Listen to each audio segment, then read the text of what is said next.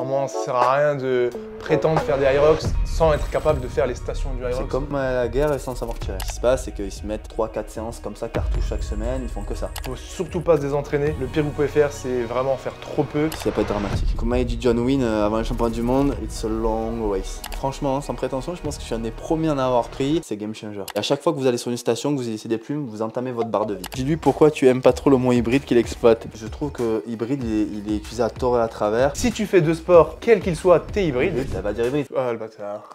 Je vais marre d'être nul. Bon, on va terminer cette vidéo ici. Salut tout le monde, j'espère que vous avez la forme. Bienvenue dans cette nouvelle vidéo. Aujourd'hui, je suis en compagnie de monsieur Alan Kao, champion du monde Hyrox dans la catégorie d'âge 30-34. 30-34 ans, champion du monde à Nice l'année dernière, en 2024. À la maison. Là, on est chez lui à Marseille, dans sa salle, avec tous ses beaux trophées palmarès juste derrière nous. Et le but de cette vidéo, Alan, c'est d'aider notre communauté dans cette pratique de l'Hyrox que tout le monde kiffe en ce moment, que tout le monde fait, et de vous donner un maximum d'informations, de connaissances pour vous aider à progresser, à devenir plus performant, meilleur, que ce soit l'entraînement, les stations, la course à pied, la nutrition, bref, absolument tout. Cette vidéo, on aimerait qu'elle vous serve comme le guide ultime de l'Hyrox. Donc vous nous avez posé beaucoup de questions à moi et à Alan sur sa page. Il y en a beaucoup, on a plus d'une centaine de questions. Donc l'idée, c'est d'y répondre une par une, les questions les plus pertinentes, en détail. Et pour rappel, Alan, il est également coach, et du coup coach spécifique en Hyrox, Ouais. Et athlète. Moi pareil, je suis coach, athlète et kiné, donc ça donne un bagage scientifique en plus. Et j'espère que tu es chaud. Allez, c'est parti, on va essayer de répondre. Let's go. Le timecode de toutes les questions est en description si vous voulez voir les questions qui vous intéressent. Et on est tout de suite parti. Première question, et bien évidemment, n'oubliez pas de vous abonner, de liker et d'aller suivre Alan sur tous ses réseaux. Et bien, pour la première question, on commence directement dans le vif. Le compromise run est-il surcoté dans un Hyrox? Et définition du compromise run. Donc le compromise run, c'est le run sous fatigue, donc c'est le run avec les stations. Donc est-ce que c'est surcoté? Pour moi? Oui, parce que à mon sens, il faut déjà courir plus vite en course à pied avant d'aller essayer d'aller courir plus vite sur du compromise running. Donc oui, surcoté, beaucoup trop de gens font trop de séances de compromise, mettent des cartouches tout le temps, run, font des voies de 3 plombes. Je pense que la priorité doit être d'abord le développement de la course à pied en général. Ok.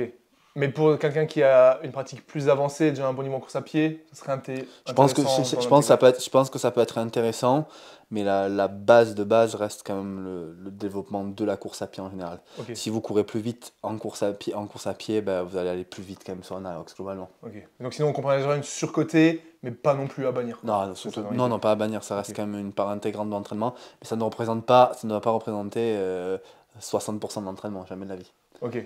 C'est un peu comme dire, ça sert à rien de se lester aux tractions au dips si tu sais pas faire des tractions au dips. Exactement. Ok. Question suivante. Comment s'entraîner pour se préparer au sled lorsqu'on n'en a pas en disposition dans les salles commerciales? Pour moi, ce sont les fentes en Zercher. Donc les fentes, pour ceux qui ne savent pas, avec la barre ici dans le creux des avant-bras. Bon, c'est un peu douloureux, mais il faut mettre des pads. Je trouve que c'est hyper intéressant. Ce qu'on a fait ce matin aussi, le travail en côte. Travail de puissance au niveau du bas du corps. Donc Zercher, côte. Et après, vous avez quand même un bon transfert sur tous les exercices de muscu dans la globalité sur le bas du corps. Mais voilà, pour moi, Zercher et côte. Ok. Après, moi, j'ai envie de rajouter que, comme toutes les disciplines, la spécificité, c'est ce qui va primer surtout. Donc, si vous voulez préparer un Hyrox, trouvez un moyen de faire du sled push. Parce que, vraiment, ça sert à rien de prétendre faire des Hyrox sans être capable de faire les stations du Hyrox. Pour moi, c'est comme à la guerre et sans savoir tirer. Ouais. C'est le mec qui va avec un fusil, il n'a jamais tiré, c'est la même chose. Mais souvent, tu vois, les gens, ils aiment bien. Il y a des questions, c'est comment je peux faire ça pour progresser là-dessus, mais sans faire ça. Parce que ça, tu vois, c'est dur, c'est... Ouais. Tu dis, faut faire ça. Faut faire ça. Comment je peux progresser au burpees sans faire trop de burpees? Souvent, moi, j'ai ce problème-là, question avec le ski erg, parce qu'il y a beaucoup de salles qui ne sont pas équipées. Par exemple, tu prends les Basic Fit, ils n'ont pas de ski erg, donc tous les Basic Fit, il y a beaucoup de gens qui sont Basic Fit, et ils me disent comment je peux remplacer. Je dis, c'est compliqué quand même. Ouais. Tu vas faire un Hyrox, tu n'as jamais fait. En fait, tu fais ton premier kilomètre, tu fais tes 1000 mètres, il n'y a plus personne. Tu n'en as jamais fait de ta vie. Plus, j'ai entendu des variantes, tu sais, mettre un élastique sur le truc. C'est tellement violent ce qu'il y a. Ouais. Il y a des variantes, mais la spécificité, ça sera toujours le maître mot. Donc faites les stations, c'est le meilleur moyen pour progresser. Pour moi, oui. Question suivante. Les conseils nutritionnels pour une prépa Aerox. Donc là, on va faire une petite parenthèse, je pense, pour toutes les questions qu'on a eues sur la nutrition. Donc déjà, premièrement, pour une prépa Aerox, qu'est-ce que tu conseilles d'un point de vue nutrition? Et ensuite, on va parler plus précisément de la nutrition autour de la course. Tout dépend, pour moi, tout dépend déjà de l'athlète, son point de départ, est-ce qu'il a du poids à perdre ou pas, déjà. Mais en général, j'estime qu'un athlète de niveau avancé, il a son poids de forme, hein, logiquement. Les glucides, déjà. Je pense qu'il faut être, pour une vraie prépa Aerox, il faut être assez haut en glucides. Les intra-training, pour moi, c'est... En fait, moi, je prends ce principe-là, c'est comme en fait, il faut rouler avec une voiture toujours pleine, pleine d'essence. Et ça fait vraiment un game changer sur les séances qui durent 1 heure, 1h15, 1h30, des fois même presque 2 heures, d'avoir des intra-training de qualité, d'avoir des sucres, du sucre rapide, des électrolytes. Pour moi, voilà, c'est la priorité, c'est ça. Je n'irai pas me mettre en déficit calorique aussi, c'est une prépa Aerox, je trouve que c'est risqué. Voilà, glucides, intra-training, et après, nos Magic Pills, après il y a le sommeil à régler, et c'est déjà la priorité pour moi. Et protéines aussi, du coup, quand même. Avoir Protéines, ouais, moi je suis toujours. De toute façon, c'est un peu, finalement, c'est pas autant extrême que le body, mais ça reste les bases, hein, c'est protéines, lipides et glucides, voilà. Mais surtout le déficit calorique, moi je suis pas fan.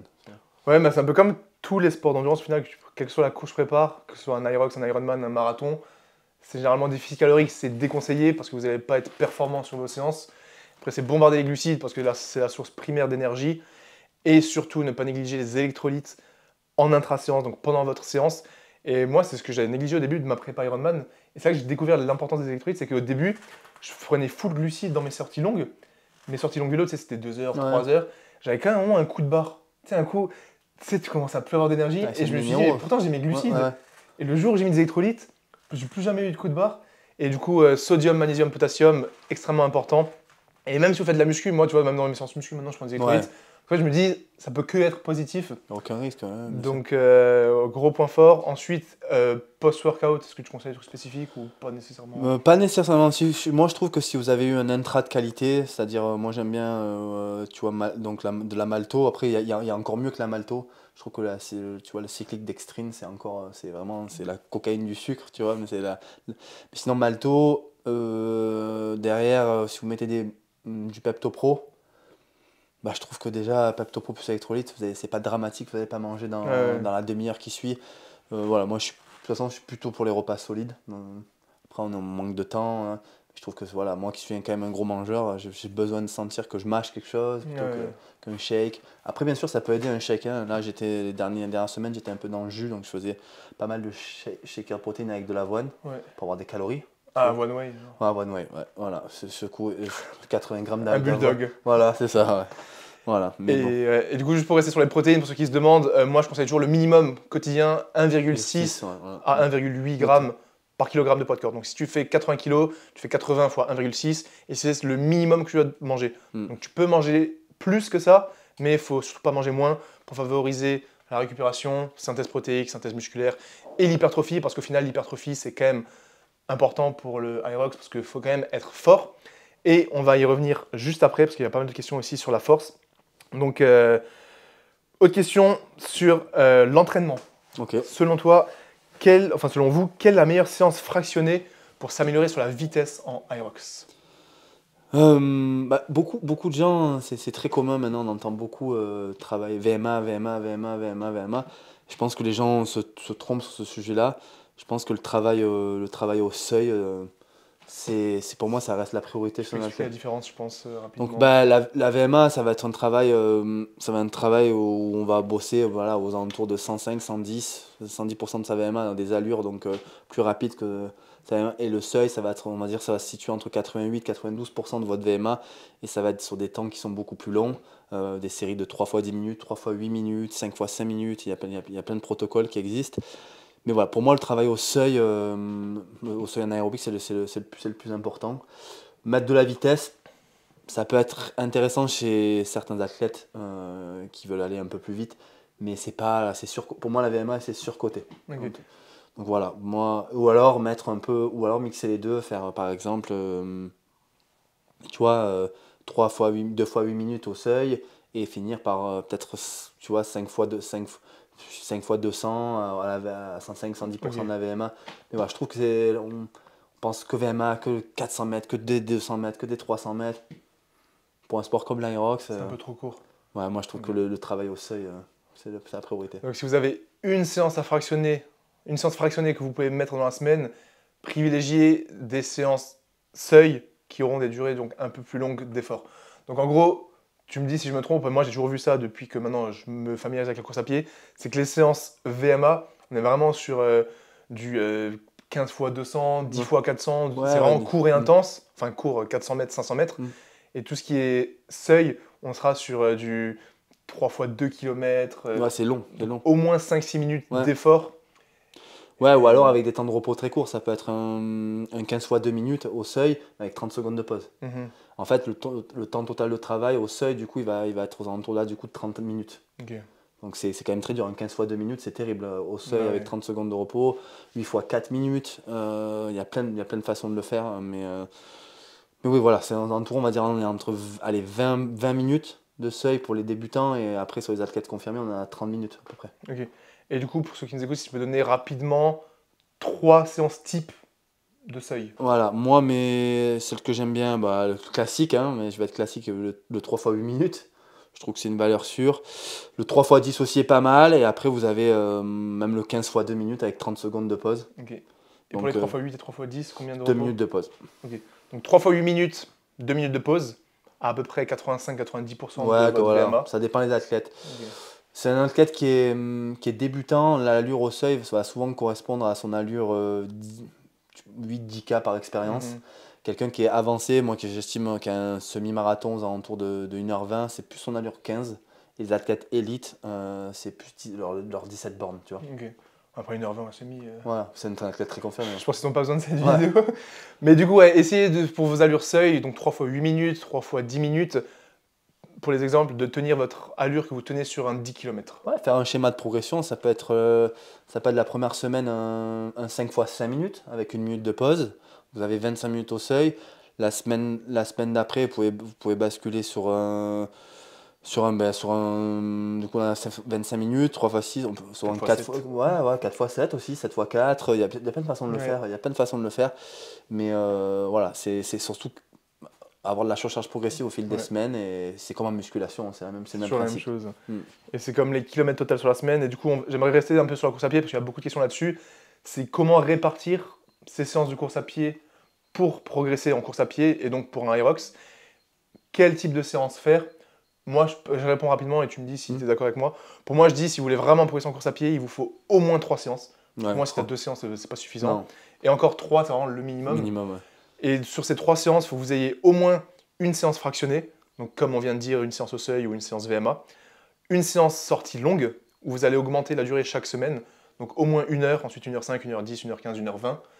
Et la troisième séance, un easy run de récup en endurance fondamentale, juste pour ajouter des kilomètres et s'habituer à courir. Voilà. Pour moi, c'est le Ouais, après, minimum. bon, c'est 3 séances vraiment ce que j'appelle monostructurales de course à Mhm. pied.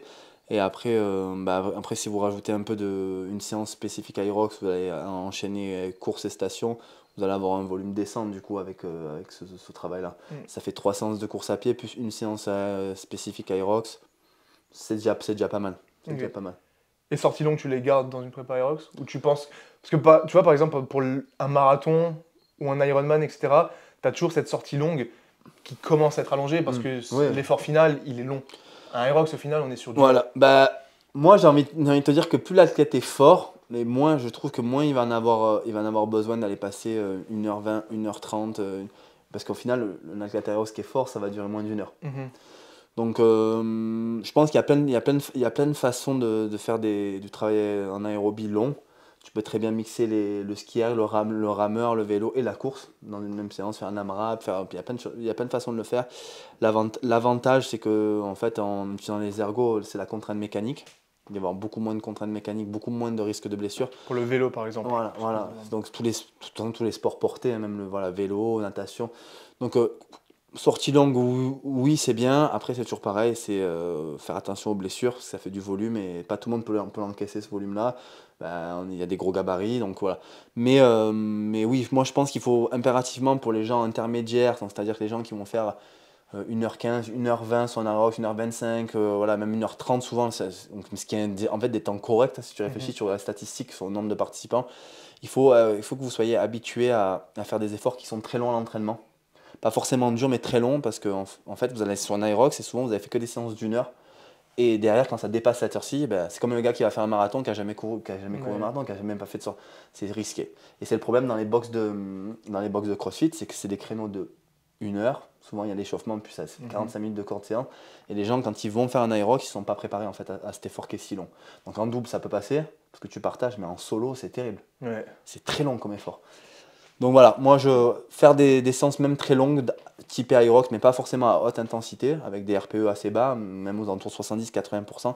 Mais voilà, des séances d'1h15, 1h20, 1h30, habituer le corps à solliciter, à être sollicité pendant autant de temps, je trouve que voilà, c'est important. Et quand tu parles de ces séances aérox, c'est en gros, vous allez faire des stations, par exemple du ski, du farmer Voilà, carry, 7 exactement. touches, pas trop dur, RPE 7 à peu Ouais, près, ça.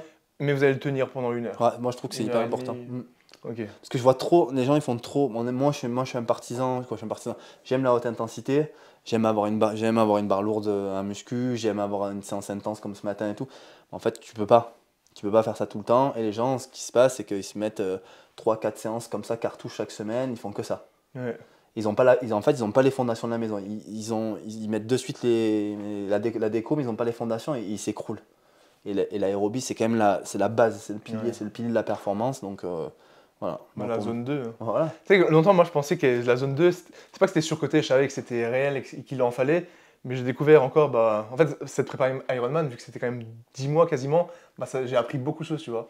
Et j'ai réalisé que je faisais que des sorties longues en endurance fondamentale quasiment, j'avais pas beaucoup de fractionnés, et les fractionnés, c'était des fractionnés longs, Mm. mais que quand j'avais refait un 10 km, que je refaisais un petit peu de l'allure rapide, je réalisais à quel point j'avais progressé, alors que je passais mon temps à courir à 6 minutes du kilomètre, tranquille, je rentrais à la maison en mode, j'ai l'impression que j'ai rien fait. Ouais. Et ça montre à quel point, genre, avoir une fondation solide, cette zone 2, donc les entraînements où vous avez une fréquence cardiaque basse, c'est vraiment fondamental pour progresser sur tous les autres aspects, parce que vous allez mieux récupérer, mieux vous entraîner, mieux encaisser les stations. Et C'est vraiment pour moi les fondations. Puis arrivé à un moment donné, chez un athlète, tu peux pas aller rajouter du volume à haute intensité, c'est pas possible. Donc ouais. le seul truc que tu peux rajouter, ça va être du volume à basse intensité, sur du vélo, sur des ergos, parce que l'avantage de l'aérox, c'est que voilà, on les utilise ces ergos, le skieur, le rameur, et on peut passer du temps dessus sans avoir d'impact sur le niveau articulaire. Donc c'est Mhm. hyper intéressant. Pour Ok. moi, c'est hyper intéressant. Question suivante. Quelle serait une semaine type d'entraînement Aerox? Donc là, je pense que la question, c'est quelqu'un qui veut combiner la course à pied, le renforcement musculaire, qui est très important pour un Aerox, et du coup se préparer spécifiquement pour un Aerox. Allez, on va prendre pour le commun des mortels, 5 séances. Voilà. Je trouve que ce qui est relativement très 5 bien pour séances, monsieur, madame, tout le monde. Et on ajoutera la 6e bonus pour ceux qui ont 6 séances. Pour moi, je mettrais 2 séances de force, haut du corps, bas du corps, une haut, une bas, ou alors un full body, deux séances full body. Ça, c'est pas, pour moi, il n'y a pas de rien. Ça, c'est vraiment la préférence de chacun. Avec du conditioning à la fin, sur les stations, mais des conditioning aux alentours de 10 à 20 minutes. Ok. Vous allez toucher les stations. Donc intense. Intense, mais voilà, 10-20 minutes. Sur tous les formats possibles, EMOM, AMRAP, 4Time, etc. Je rajouterai donc du coup une séance au seuil. Pourquoi pas incorporer un peu de VMA aussi de temps en temps. Donc ça fait 3 séances. Une séance, alors une séance facile, ce que moi j'appelle chez mes élèves, ils connaissent, mais Aerox Aérobie. Donc ça peut être tourné sur les machines pendant 60, 70, 90 minutes pour ceux qui ont le temps. Je vous donne un exemple, ça peut être 500 mètres ou 1 km de tapis en zone 2, 500 mètres de rameur, voilà, 30 cales à saut bike et tu enchaînes pendant voilà, et en respectant les zones cardiaques. Donc ça fait 4 séances et vraiment une séance dure, une séance spécifique Aerox. Vraiment une séance, ce que j'appelle moi le Saturday Shootout, où là vous allez toucher des intensités qui sont proches de la course, voire des fois aller travailler sur des rythmes qui sont plus rapide que la course parfois, avec des temps de repos. Et voilà, moi, c'est déjà, je trouve que là, ça serait un bon équilibre. Donc tu n'aurais qu'un run là dans la semaine. Bah ouais, mais tu as un seuil, tu as la séance longue où tu peux incorporer du run facile, où tu peux avoir du volume, et tu as le troisième où tu shoot out, où tu peux aller sur des volumes qui peuvent aller de 4 à 10 km. Hein. Ouais, donc c'est ça, faut pas oublier que dans vos séances type Hyrox ou vos circuits training, vous avez du run, et du coup ce run, il compte dans le kilométrage global de la C'est toujours pareil l'athlète, mais après vous pouvez très bien rajouter du... Moi par exemple, je fais de la force, et derrière j'ai des conditioning qui sont très longs avec de la course à pied, mais c'est très long. Pas tout le monde peut le faire, c'est-à-dire que je vais aller toucher des conditioning Hyrox d'1 heure. Avec de la course, je vais faire 3 minutes de run, 3 minutes de ski, 2 minutes de push, 3 minutes de run. Voilà, pas tout le monde a le temps, pas tout le monde a l'énergie pour le faire. Mais voilà, mais je pense que dans la globalité, pour monsieur et madame tout le monde qui veut performer à un niveau correct, je trouve que c'est très bien déjà. Donc 2 séances muscu, renforcement, haut du corps, bas du corps, dont une où vous avez un conditioning de 20 minutes à peu près, entre 10 et 20 minutes. Une séance de seuil, donc là c'est du fractionné course à pied. Plutôt course à pied, ça serait favorisé. Une séance type Hyrox, mais pas trop d'intensité, mais longue. Donc là, 1 heure, 1 heure et demie. Ouais, c'est pour ceux qui ont le temps, monter jusqu'à 90 minutes. Et une séance bien intense avec une intensité type Hyrox comme le jour de course pour la 5e séance. Ok, là maintenant, quelqu'un va faire ça. Au bout de quelques semaines, il peut se libérer une 6e séance. Tu lui ajouterais quoi? Moi, je rajouterais du volume facile. Là aussi, aller faire, pourquoi pas, là, du coup, aller faire une sortie de run de 60 minutes, 70 minutes. Ouais, voilà, peut-être pas aller à 2 heures, mais 60, 70 minutes, 80 minutes. Et là, ça fait un bon volume hebdomadaire. Ok, top. Ensuite, une question, comment gérer la semaine avant une course? Donc, comme toutes les courses, vous savez qu'il faut arriver en forme le jour J, c'est-à-dire que la semaine d'avant, il faut faire une semaine de deload, une semaine d'affûtage pour semaine de arriver taper, en forme. Donc, quels sont tes conseils d'un point de vue entraînement? D'un point de vue entraînement et récupération. Je vais donner la mienne, sachant que tous les élèves sont différents. Je vais prendre son exemple, je vais prendre celui de Quentin, mon élève. Lui, il a besoin d'aller faire... il a besoin le mercredi, donc souvent il passe le dimanche avec sa femme, avec Mevena. Et le mercredi, il a besoin de faire quelques milles. Donc 1000 mètres. Ouais, il a besoin de faire des milles pour se rassurer, on est tous différents. Alors moi, je sais que en général, lundi, je fais... alors ce que je fais maintenant, c'est que déjà, je touche des barres de muscu, même la dernière semaine, chose que je ne faisais pas l'année dernière. Alors pourquoi? Je l'avais expliqué, parce qu'en gros, je fais tellement de compétitions que si à chaque fois j'arrête pendant une semaine la muscu, à chaque fois tu perds. T'enlèves 10 semaines dans l'année. Ouais, donc tu enlèves trop de semaines. Donc moi, je garde de la force le lundi, le mardi en général. Et je vais aller toucher des barres. En fait, je vais faire une barre lourde. Un RM un peu. Je vais monter progressif pour le système nerveux. Exactement. Pas un gros volume, pas de la surcharge, mais vraiment aller toucher sur un bench, un RM, un squat, une variation de squat. Et après, au niveau de l'intensité, c'est lundi, en général, je mets de l'intensité. Je vais faire du run en station, mais sur des volumes qui ne sont pas énormes. Mais je vais aller faire par exemple 3 minutes de run, 3 minutes de run, 2 minutes de ski, 3 minutes de run, 1 minute de push, 1 minute de pull, 1 minute de rameur, 2 minutes de burpee, 2 minutes de repos. Je vais faire ça 3-4 fois, tu vois, mais donc à l'intensité, même sur des rythmes qui sont des fois même au-dessus. Je vais aller courir sur des rythmes qui sont plus rapides. Le mardi en général, je fais un run de 60 minutes. RPE 5, moi j'aime bien. Là, tu vois, avant Valencia, j'ai fait 1 heure à 3,50. Ce qui est un RPE, moi, un peu mon allure presque marathon, tu vois. Et le mercredi, je refais en général de l'intensité, run et station, mais sur des formats encore plus courts. Donc là, je vais basculer sur du 2 minutes de run et c'est des formats où je vais courir finalement. Je vais faire 3 ou 4 blocs avec des séries de 2 minutes. Donc, en gros, ça va faire 4, 12. En fait, finalement, ça va me faire 12-16 minutes de run. Mais run et station, pareil. Et jeudi, easy, en général 30 minutes easy run plus stride, ligne droite. Juste histoire de bouger un peu. 4 fois 100 mètres.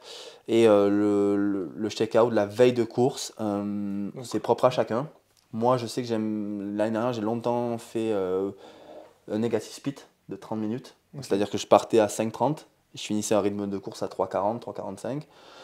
Là, cette année, pour l'instant, je fais pas mal de 20 minutes easy plus ligne droite, 4 fois 100 mètres. Après, aux élèves, moi, je mets beaucoup 3 km de run. Après, ils font 3 fois 1 minute de run à race pace, 1 minute burpees, 1 minute easy, jog. Ils font ça 3 fois et basta. Ok, la veille. Voilà, la veille. Ouais, juste pour un rappel d'allure. Voilà. Mais donc sur cette semaine, tu as quand même un volume et une intensité moindre. Moindre, voilà. Mais je garde quand même de l'intensité. faut surtout pas se désentraîner. Non. Le pire que vous pouvez faire, c'est vraiment faire trop peu Ouais, c'est ça. et arriver le jour J complètement mou. C'est pour ça que du coup tu fais la force au début de semaine pour réveiller le système nerveux. Ouais, moi je trouve que c'est bien. Ok. Et ensuite, niveau nutrition, est-ce que pour toi un Aerox c'est pareil, les 2-3 jours avant tu recharges Carbs en up. glucides? Carbs up en général le jeudi. À partir du jeudi, moi ce que fais souvent, moi je dévoile un tips, hein. Soit je fais une charge de bicarbonate, Ok. avec un bicarbonate de potassium le jeudi, vendredi. Ou sinon il y a une possibilité de le faire le jour de course aussi, prendre un plus gros dosage, mais après avoir avec les problèmes intestinaux. Aussi nitrate de betterave. Ça Ok. aussi ça marche à partir du jeudi, des shots de betterave. Pour Ouais. quel Bah, c'est vasodilatateurs, etc. Ceinture, à partir du jeudi, vendredi, pareil, augmenter le Pour dose les de sel. électrolytes, Exactement, exactement. Bon, c'est électrolyte, mais voilà, sinon ceinture, ça marche très très bien. Mhm. Et carbs up, et après c'est sommeil, et rien de fou. Sommeil, t'es à 8-9 heures toi ou plus même? Malheureusement non, Ah mais ouais? non, malheureusement non, encore moins ces derniers temps, mais oui, en général, si dans le mondial, j'essaie de pas descendre sous les 7 heures, quoi. Ok. Mais à conseiller, tu conseilles quand Ah même oui, 8-9 heures, oui. ah ouais, 8-9 heures, même si Oui, ceux qui ouais, donc peuvent. faites pas ce que je fais quoi. Non, exactement. Ok. Ok. Mais ouais, donc ce qu'il faut vraiment retenir, c'est que comme toutes les courses, que ce soit un marathon, un 10 km, un Hyrox, même une compète de powerlifting, vous devez toujours avoir une semaine de deload qui va vous permettre à votre corps et à votre système nerveux de mieux récupérer. Donc vous allez baisser le volume et l'intensité, mais en gardant quand même un minimum pour ne pas vous désentraîner. Et ensuite, au niveau de la nutrition, 2 à 3 jours avant, vous allez donc faire la recharge en glucides. Moi, généralement, je conseille, c'est entre 8 et 12 grammes de glucides par kilogramme de poids de corps. Donc 8, on est sur la tranche basse, et 12 grammes, c'est quand même solide. Tu vois, moi, ça mettait à 1000 grammes pour la prépa Ouais. Ironman. Il faut y aller 1000 grammes par jour. Et faites la recharge en sel, en électrolytes. Comme ça, le jour J, vous êtes reposé, vous êtes en forme. Vos stocks de glycogène sont pleins, vos électrolytes sont pleins, vos minéraux. Et ça pète des sub 1 heure, quoi. Ouais, je pense qu'on a tout dit, On a hein. dit, hein. La question suivante là, est intéressante. Je veux juste voir ça va être quoi pour toi. Moi, je vais donner la mienne. La pire erreur à faire, selon vous, sur un Aerox, ou à ne pas faire.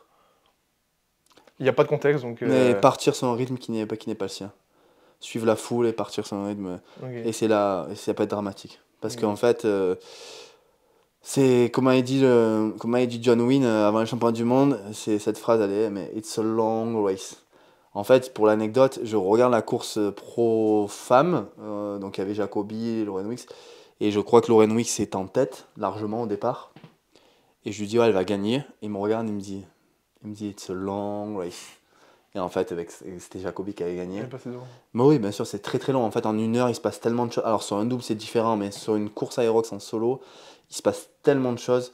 Je vous prends mon exemple, hein, parce que c'est celui que je connais le mieux. Mon premier Aerox que je gagne à Paris, j'ai, je crois, une vingtaine de wall ball de retard. Championnat du monde, je crois que j'en ai une vingtaine aussi. Wall ball, c'est énorme. À Nice, non, à Nice, moi, en Suisse, je dis n'importe quoi. En Suisse, bon, je fais deuxième, mais j'arrive sur le premier. Je pense, je sais pas, j'ai genre 30, je sais plus combien j'ai de wall ball de retard, et j'arrive. Donc en fait, je rattrape tout le temps. Là, à Valencia, sur le premier de ma vague, j'ai 25 wall ball de retard. J'arrive, je regarde, il est à 25 et je rattrape. Donc voilà, il se passe tellement de choses, il peut se passer tellement de choses physiquement, les mecs craquent souvent à la fin. Mentalement aussi. C'est très très long. Ok. C'est stick your pace. Ouais. Vraiment, il n'y a Bah, pas moi, d'autre. j'avoue, pire erreur, je pense, je donnerais la même. Je dis toujours, partez pas trop vite. Ah, Surtout le Aerox, le sas de départ, il y a de la musique, il y a de la hype, il y a vraiment une ambiance de fou. Il y a ce compte à rebours, tu sais, cette cloche là, quand ça fait tong. Mm. Et franchement, t'as trop envie, et quand ça part, bah vraiment, t'as envie de suivre la foule. Et c'est comme dans toutes les courses. Et avec l'expérience, en mettant l'ego de côté, il faut vraiment. Limite, moi, ce que je fais maintenant, c'est que je pars tout derrière en fait. Ouais. Parce qu'en fait, vu que le timer, il compte que quand tu passes la ligne, bah, je les laisse partir devant, comme ça, je sais que je suis tranquille, je peux faire mon pace. Et donc vraiment, prenez l'allure qu'il vous faut de course. Et pour donner une autre erreur, pour donner la même que toi, plus par rapport à l'entraînement, je dirais ne négligez pas votre zone 2, parce que c'est ce qui va vous permettre d'accumuler des kilomètres sans vous blesser, ça va construire votre base au niveau physiologique, et vraiment c'est ultra puissant quand même. Donc voilà, ne négligez pas la zone 2 et évitez d'aller à chaque fois trop fort, trop vite, parce que l'ego, ça fait qu'on veut toujours montrer qu'on est le plus rapide, quoi. Donc voilà. Petite question au niveau de la prise de muscle et du Hyrox? Parce que là, dans cet entraînement hybride, dans cette mode, tout le monde veut être fort, musclé, endurant. Donc est-ce que pour toi, prise de muscle et Hyrox, c'est compatible? Alors moi je pense qu'on va parler je pense qu'on a un peu le même profil, on a fait beaucoup de muscu et je pense qu'il faut pas les dénaturer nos points forts. Je pense que tu es relativement fort. Moi j'ai des maxi qui sont quand même élevés pour un athlète Aerox. Et l'erreur qu'on peut commettre souvent c'est d'aller penser que point faible, aller développer donc sa course à pied et laisser le côté de point fort. Je pense qu'un point fort, il faut qu'il devienne encore plus fort s'il est fort. Donc voilà, mais prise de muscle, Hyrox, non, il y a beaucoup d'interférences, c'est pas compatible parce que si vous avez un volume de 2 séances par semaine et que vous courez 3 ou 4 fois, déjà, ça reste compliqué. Mais il n'y a pas besoin d'être très très fort, d'être très musclé pour l'Hyrox, on le voit encore, on l'a vu encore là, il y a 2 jours à Glasgow, Tim Winnish, je ne sais pas combien il fait de kilos, mais il est très, très léger, il a tiré le sled hyper vite. James Kelly, il fait 75 kilos, il n'est pas énorme. Donc il y a des exceptions, il y a Hunter qui est énorme, qui fait 90 kilos, il y a Sandbach qui fait 90, il y a Pelayo qui est ridicule, qui est tout léger, qui n'a pas de force. Donc il y a tous les profils qui s'en sortent, je pense que tout le monde peut s'en sortir. Mais on voit que quand même, les profils qui s'en sortent le mieux maintenant à l'heure d'aujourd'hui, ce sont les triathlètes qui arrivent et qui dégomment tout. Donc je pense que moi j'aimerais bien, si à choisir, je trouve que du coup la course Hyrox, elle devient, pour moi, elle est plus hybride, elle commence à être plus hybride. Course à pied maintenant. Je trouve que ça va être course à pied. J'espère qu'un jour ils changeront un tout petit peu le format et qu'ils rajouteront des wall ball à 12, des farmer carry à 40. Des fentes à 40, tu vois, des trucs comme ça. Et là ça deviendra, parce que du coup, on est plus sur une course hybride, quand tu vois que les mecs, ce sont des runners, ils n'ont jamais touché le stade, ils arrivent à les bouger. Ouais. Au final. Ok. Après, moi, pour répondre à la question, je dirais quand même, pour moi, c'est clairement compatible. Mais là où je vais donner la nuance, c'est que c'est pas compatible si vous voulez être performant à fond dans l'un ou dans l'autre. Ouais. Donc, clairement, si tu veux juste faire quelques Hyrox en 1h10, 1h15, 1h20, bah oui, clairement, tu peux être vraiment sur la prise de muscle, hypertrophie et performant en Hyrox. Tout comme la course à pied et la muscu, c'est clairement compatible. On l'a vu aujourd'hui, il y a tellement aujourd'hui d'athlètes hybrides et de mecs très performants qui font des marathons en sub 3 heures, etc. Mais tu ne pourras pas être un monstre physiquement et chercher du sub 2,30 sur un marathon. Et après, c'est vraiment, les gens ils vont te voir à toi, ils vont te dire putain, mais il fait de l'Hyrox, il est costaud. Mais combien d'années de muscu t'as? Ouais. Moi, c'est combien d'années de muscu? Je suis pas fort en Hyrox, c'est ça aussi la nuance. Oui, voilà. Tu vois, je fais du 1h14, donc c'est pas. Oui, mais voilà, mais même moi, ils vont dire, mais en fait, la masse musculaire, c'est des années de travail, c'est la maturité musculaire. Et j'en discutais avec Jonathan Wynne la dernière fois, quand il a fait Katowice, il était énorme. J'ai dit, je t'ai trouvé énorme. Et il fait que 2 séances de muscu, et je sais lesquelles il fait, c'est vraiment light. Il fait quasiment pas d'hypertrophie. Il fait squat, bench, Zercher lunge, deadlift, push press. Et il a rajouté depuis dans son entraînement un exercice pour les biceps et un pour les triceps. Et en fait, il me dit c'est ma maturité musculaire, mais ça fait des années qu'il soulève, il a été militaire, mais sinon tu prends pas de volume. Ceux qui n'ont pas poussé jeunes et qui se mettent à l'Hyrox, qui font 2 séances par semaine, tu les regardes, ils sont pas balèzes. Oui, bah oui. Ils sont pas balèzes. Okay. Donc voilà, pour moi la priorité c'est la course à pied. Hein. Ok. Petite question, on va retourner sur la nutrition, mais pendant la course, parce que j'ai pas mal de questions là-dessus, et l'idée, vu que c'est d'aider les gens, parce qu'il y en a plein, en fait, c'est vrai qu'ils savent pas trop comment la course se passe en elle-même. Même j'ai des questions par rapport au dossard, est-ce qu'on peut se changer sur place, etc. Mais là, les questions, j'en ai eu pas mal, c'est déjà, est-ce qu'on peut s'hydrater pendant la course? Est-ce qu'on peut boire pendant la course? Est-ce qu'on peut avoir des gels sur nous? Et est-ce que nous, à titre perso, on consomme quelque chose pendant la course? Donc, je vais te laisser répondre. Alors, tout est autorisé. Vous avez le droit de prendre sur vous des flasques d'eau, des gels. Vous pouvez faire ce que vous voulez. Vous pouvez avoir vos ceintures. Voilà. Il y en a même, ils ont les gilets d'hydratation avec la paille. Moi, je dirais pas jusqu'à là, mais tu regardes. Il y en a, j'ai déjà vu. Vous pouvez prendre vos gants aussi. Ce que vous n'avez pas le droit, c'est de prendre quelque chose de l'extérieur, c'est-à-dire de prendre quelque chose du public. Il y en a qui le font et ça passe. Mais un copain ne peut pas vous donner un gel, de l'eau, etc., etc. Ça, c'est interdit. Par contre, sur vous avez le droit de tout avoir. Tout avoir, franchement. Et il y a des ravitaillements. Faut même vous déguiser. Ouais. Et il y a des ravitaillements, du coup. Il y a un ravitaillement, il y en a 2 qui sont fixes à l'entrée et à la sortie de chaque station, en gros. Parce que vous passez toujours devant le même endroit. Et sur ces ravitaillements, il y a des bouteilles, il y a des verres d'eau et des verres de Red Bull. Ouais. Je comprends pas pourquoi il y a du Red Bull. Ça, parce qu'ils ont un contrat avec Red Bull. Ouais, mais pourquoi ils mettent pas des électrolytes, mec? Moi, à chaque fois, je veux pas de l'eau, mais je veux pas du Red Bull. Ouais. Enfin bref, du coup, gardez en tête que vous passez dans des verres d'eau. si vous allez très très vite, c'est dur de les prendre, mais vous pouvez boire, vous pouvez vous hydrater. Ouais, tu es obligé de boire Et un vous peu. pouvez consommer des gels sous couvert que vous arrivez à les mettre quelque part sur vous. J'ai déjà vu des meufs, elles les mettent dans les brassières, des mecs, ils ont les ceintures de run, les poches dans les shorts, notamment les shorts basse performance. Mais non, tout ça pour dire que ouais, vous pouvez prendre ce que vous voulez. Et est-ce que toi, moi à titre perso, j'ai fait 8 Hyrox, j'ai toujours pas consommé de gel. Je voulais là sur le dernier pour pas blackout après les burpees, mais au final j'ai pris la décision de prendre le gel juste avant. Et tant pis. Mais du coup, toi, je pense que c'est pareil, tu consommes rien. Ouais, si, moi si, tu prends un gel, toi. Ouais, je prends un gel. Je pense, franchement, sans prétention, je pense que je suis un des premiers à en avoir pris. J'ai donné le tips sur mon premier podcast avec EMF. Et Ah ouais je pense qu'il y en a plein qui ont découvert, qui m'ont dit ah, je prends un machin. Ouais, moi, je prends un gel. Alors, en général, je prends un seul. Je le prends sur le dernier. Donc, après, s'il y a 3 tours, par exemple, après les burpees, donc je fais mon lap 1, mon lap 2, et sur le 3e lap, je prends mon gel juste avant de me poser sur le rameur pour avoir une meilleure assimilation. Ok, donc après les burpees. Ouais, Ouais, parce que le rowing. pas juste après, parce qu'en fait, t'as le cœur qui est tellement haut, tu as envie de vomir. Déjà que tu as envie de vomir avec le gel. Et le rowing, tu récupères en plus. Ouais, exactement. Je suis posé, je l'assimile un peu mieux. Ok. Et ça peut m'arriver d'en prendre 15 minutes avant l'effort, ça m'est arrivé. Mais sur des fois où j'ai eu très peu d'appétit, où j'ai peu mangé, où je sentais que j'avais un peu la faim, et j'ai pris 15 minutes avant. Ok. Après, comme dit, normalement, vous devez avoir géré, comme vous avez dit avant, votre recharge glucidique en électrolytes, en sodium. Donc, normalement, quand vous arrivez sur la course, vous devez être hydraté et plein en glycogène, en glucides, etc. C'est vrai que cette question, elle revient souvent, mais est-ce que tu conseillerais, là, pour ceux qui nous regardent, parce qu'il y a plein de débutants, il y en a plein qui vont faire leur premier Hyrox, de prendre quelque chose ou pas besoin pour la première course? Pour moi, tous les gens à qui je dis de le prendre, c'est game changer. Ah ouais? Moi, pour moi, Parce qu'ils en ont déjà fait un, et donc ils ont pu voir la 15 différence. 15 minutes après, ils me disent ouais, j'ai senti. Franchement, moi, je sens vraiment un réel boost. Après, essayez. Avant de l'essayer en compétition, essayez-le en entraînement, le gel, parce que vous ne savez pas comment vous le supportez. Je sais que je vous prends l'exemple de Mevena, qui est une super athlète, qui est habituée, elle ne peut pas le prendre en course. Ok. Ça lui donne envie Ça de monte trop, je vomir. pense. Ça lui donne envie de vomir, elle peut pas. Donc voilà, on a essayé un et elle peut Mhm. pas. Donc on a fait comme on pouvait, elle peut en prendre un juste avant le départ, mais elle peut pas le prendre pendant. Ok. Et c'est vrai que moi, pendant, là, ça a tendance depuis à me donner envie de vomir. Bah, plus tu vas vite, plus c'est compliqué. Ça me je donne pense. envie de vomir. Ouais, la dernière fois, ça m'a donné envie de vomir. Ok. Et c'est pour ça, à l'inverse, tu vois, quelqu'un qui est débutant, qui va faire un temps beaucoup plus long, bah, de une, le temps il est plus long, donc il y a peut-être plus d'avantages à prendre des glucides, et de deux, bah, ils sont pas autant hauts en BPM, Ouais. donc ça peut se digérer plus facilement. Et ça marche. Donc si vous pouvez le prendre et que c'est pas chiant, prenez, Ouais. ça coûte rien. Essayez avant. Et c'est Ouais. bon. Ok, top. Petite question pour les femmes, mais du coup ça compte aussi pour les hommes. À quel point c'est violent de passer du double au single? Bah, déjà, moi je trouve que c'est une étape hyper intéressante de passer du double au solo. C'est progressif. Après, il est vrai que la transition solo-double, elle est beaucoup plus facile du coup, parce qu'une fois que tu as fait solo, tu trouves que le double c'est facile.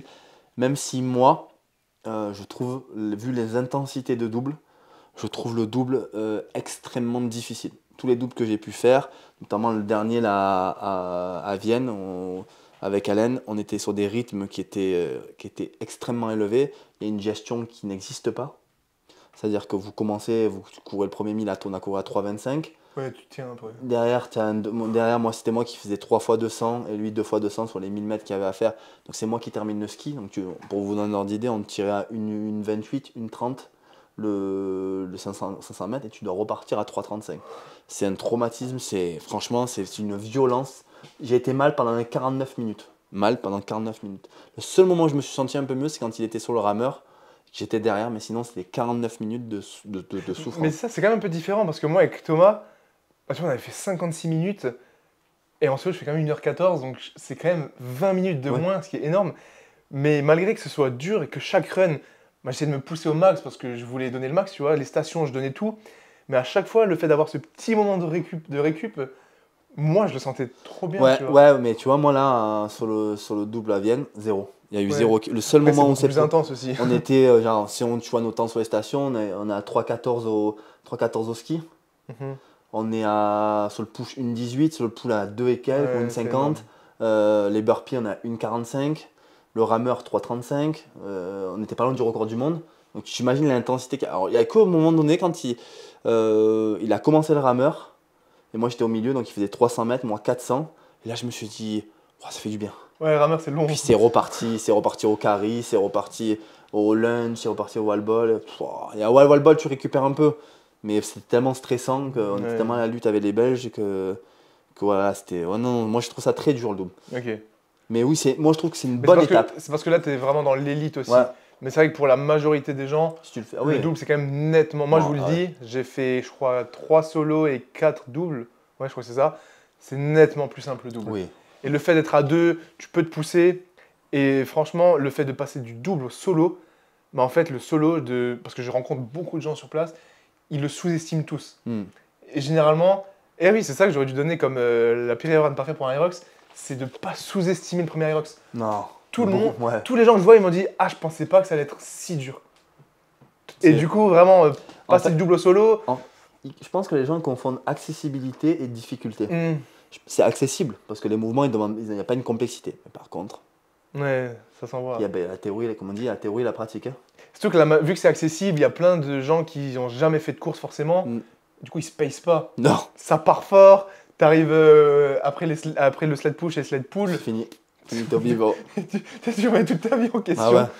Mais en tout cas, ouais, essayez les deux, double et solo. Il y a eu pas mal de questions par rapport au double, donc on va rester là-dessus. J'ai pas trouvé la question exacte, mais en gros, quels sont les meilleurs conseils pour donner au double? Comment répartir les stations et comment ça se passe concrètement? Juste répondre rapidement, après tu prendras le relais.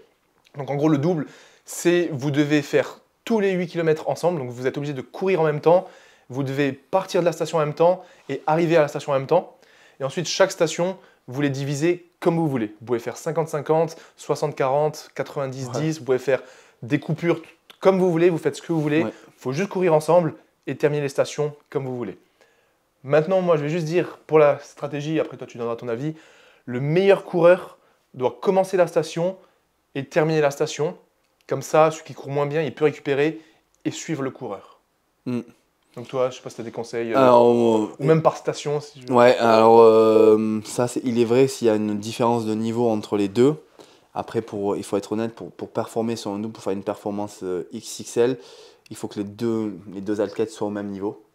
Franchement, c'est pour ça qu'on a fait une performance avec Alain extraordinaire à Vienne, parce qu'en fait, on était sensiblement du même niveau et on a partagé vraiment égalitairement toutes les stations.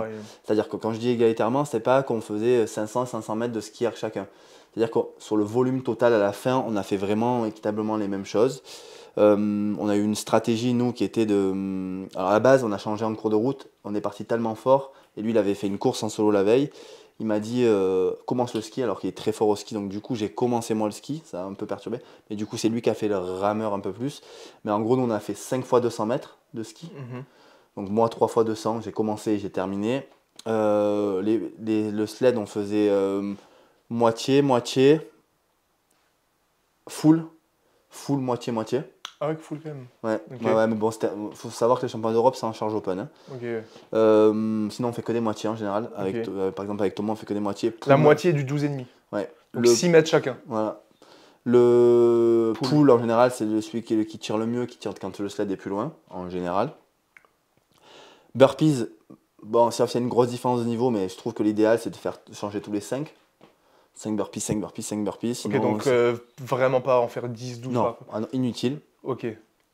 Sauf s'il y a vraiment une grosse différence de niveau, que le partenaire est très fatigué. Non, mais à niveau ego, quel que soit le temps, vraiment couper le plus possible. Après, rameur en général, moi je trouve que c'est le plus pratique, c'est faire 300, 400, 300.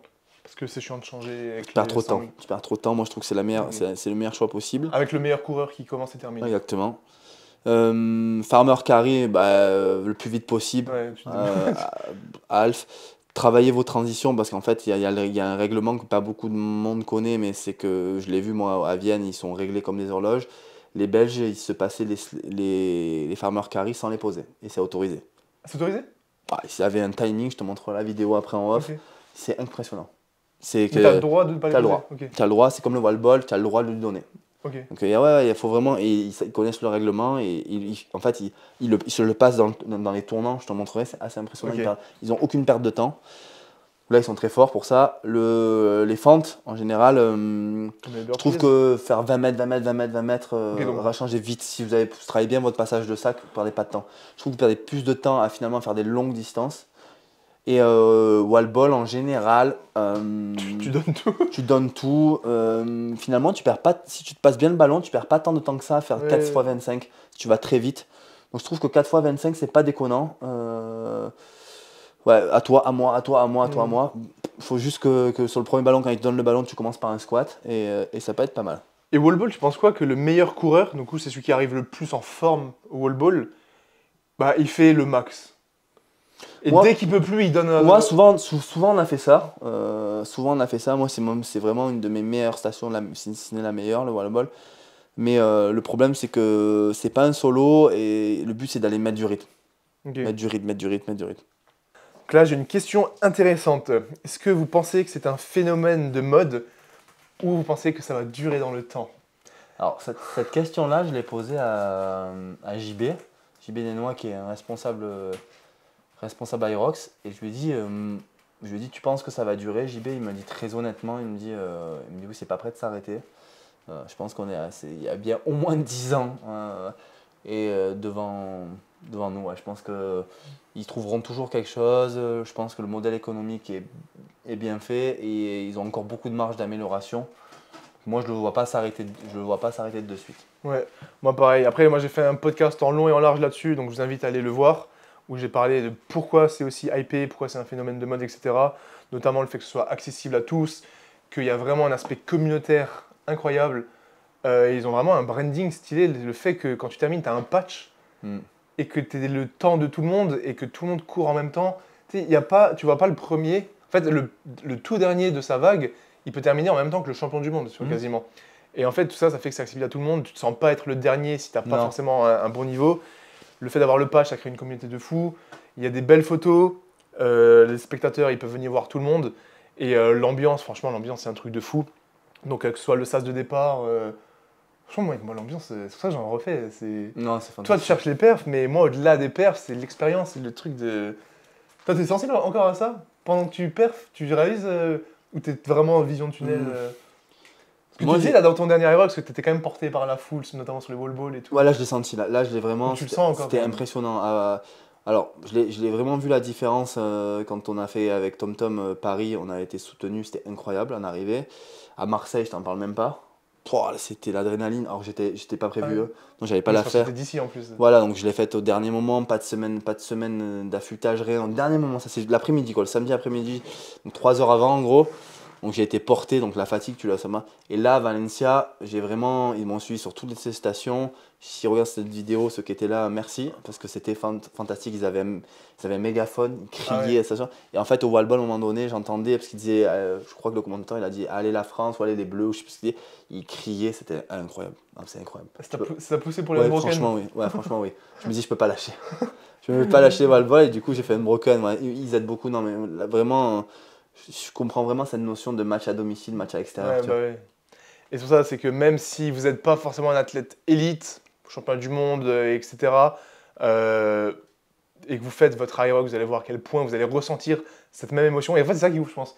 C'est que tu sais pas qui encourage qui, et que quand tu es dedans, tu as l'impression que tout le monde gueule pour toi, tu vois. Donc je pense que ça entraîne tout le monde. Et Mm. franchement, moi, vous savez mon opinion là-dessus, je conseille à tout le monde de faire un Aerox parce que, tout comme un marathon, t'as déjà fait un marathon, toi? Non, ouais. Passer cette ligne d'arrivée d'un marathon, Ouais, c'est quelque chose. Ça, c'était comme l'Ironman, c'est incroyable. Donc, après, c'est le sport, quoi. Trop stylé.